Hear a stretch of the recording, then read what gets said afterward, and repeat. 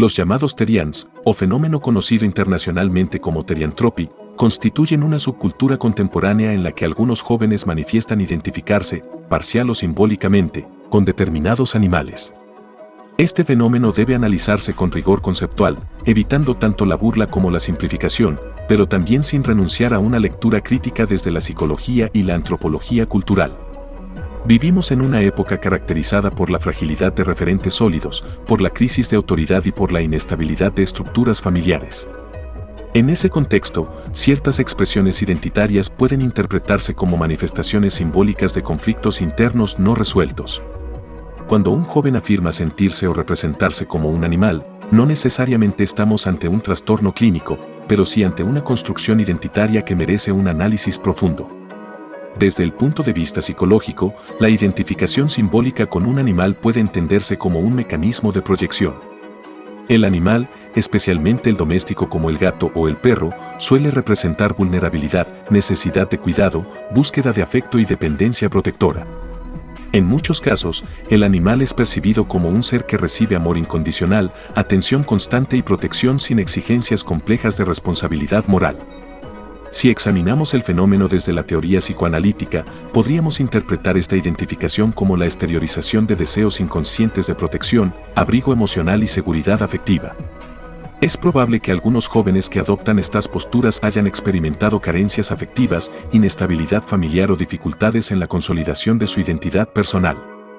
En tales casos, la identificación con un animal puede funcionar como un refugio simbólico frente a una realidad que perciben como amenazante o excesivamente demandante. El animal, en términos simbólicos, también representa lo instintivo. Actúa por impulso, no por deliberación moral. No está sujeto a códigos éticos complejos ni a responsabilidades sociales estructuradas.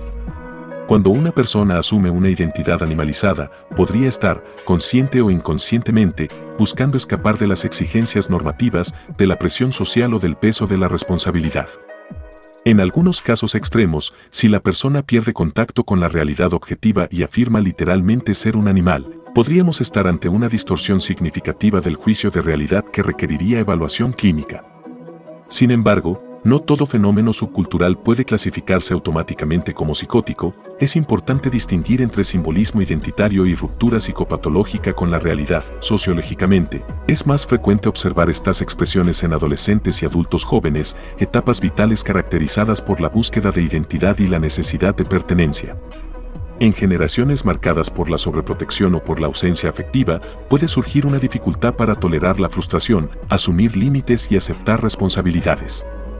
En ese sentido, la identificación animal puede representar el deseo de ser cuidado sin condiciones, de evitar la confrontación con el mundo adulto y de permanecer en una posición de dependencia emocional. No obstante, más allá del análisis psicológico y social, el fenómeno también puede evaluarse desde una perspectiva teológica.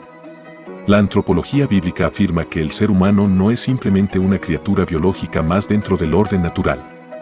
En el libro de Génesis se declara que el hombre fue creado a imagen y semejanza de Dios. Esta afirmación confiere dignidad, propósito y responsabilidad moral al ser humano. Desde la fe cristiana, la identidad humana no se define por impulsos instintivos ni por autopercepciones fluctuantes, sino por el diseño divino. Sin embargo, es importante precisar que, bíblicamente, no todos son automáticamente hijos de Dios en el sentido redentor.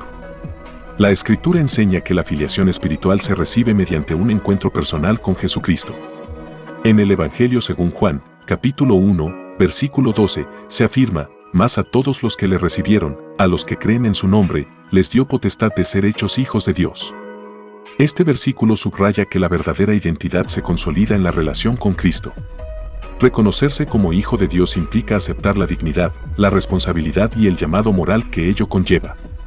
No se trata de negar las luchas emocionales, ni de desestimar el sufrimiento psicológico, sino de afirmar que la respuesta última a la crisis de identidad no está en la evasión simbólica, sino en el encuentro transformador con Dios. Cuando el ser humano renuncia a su identidad trascendente y se reduce a lo instintivo, pierde de vista su vocación espiritual. La fe cristiana sostiene que existe una batalla por la imagen de Dios en el hombre.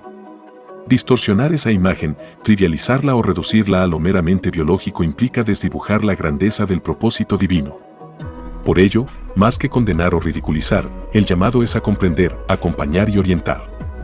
Detrás de muchas expresiones identitarias contemporáneas puede haber dolor, carencias afectivas y confusión existencial. La respuesta no debe ser el rechazo, sino la restauración de la verdadera identidad en Cristo. Solo cuando el ser humano entiende que fue creado con propósito y que puede ser hecho hijo de Dios por medio de Jesucristo, encuentra estabilidad, sentido y dirección para asumir con madurez sus responsabilidades morales y sociales.